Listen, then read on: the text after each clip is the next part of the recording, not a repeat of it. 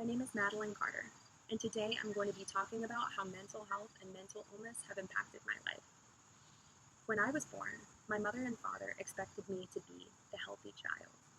My older sister had been born 2 months premature, and she was put into the NICU for over a month after she was born.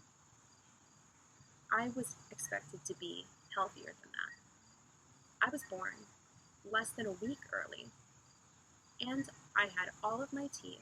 I already had a full head of hair, and there were no physical problems. Because of this, I always felt ashamed to talk about my mental illness. When I was a child, my preschool teachers had told my parents that I needed to see a therapist. I would have temper tantrums and bouts of anger and aggression towards the other children. I would yell, scream, cry, and I couldn't control myself. It wasn't necessarily that I was mad. It was more so that I felt so uncomfortable in my own body. It felt like I didn't know who I was. This was the first sign of my mental illness. My parents did not have much money when I was growing up, so they scrounged together whatever they had to be able to send me to therapy. And because of this, I always felt isolated. I felt isolated because what little money we did have was going towards me, and not my sister, who was not the healthy one.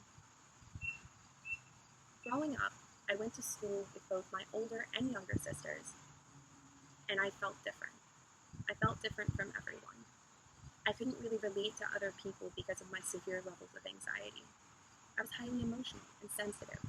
Anything that someone said behind my back would devastate me. It hurt me in ways that I couldn't really explain to anyone else.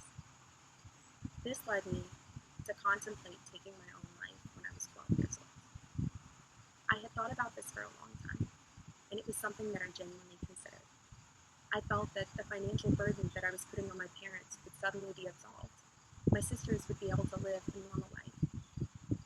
And it hurts me still that I was so young and thinking about not extending my experience. After I left middle school, I went to a public high school for the first time.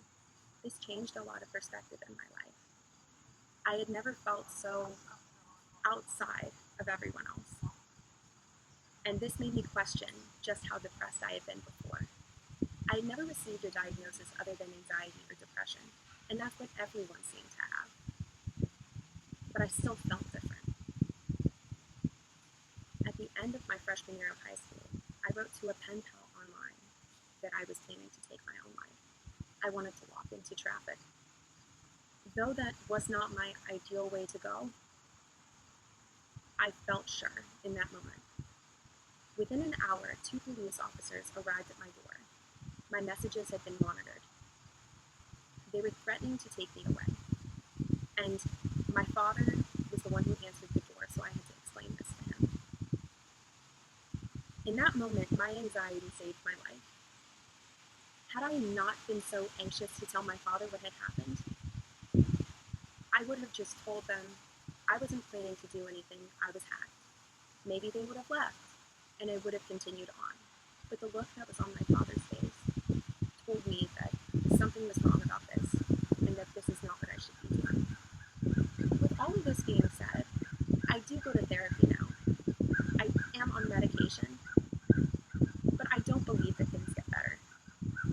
Mental health is an active practice, and after being diagnosed with bipolar disorder and having my diagnosis then changed again, I realized that this is going to be a lifelong battle.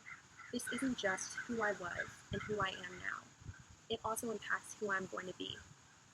I want to go into the field of psychology because I've had such a varied experience in such a socioeconomically diverse area with my mental health and my mental health care that I feel like I would have something really amazing to offer. But at the same time, this is a struggle that I still deal with every single day. I am never going to be cured, and I'm never going to get better, but I actively have to try.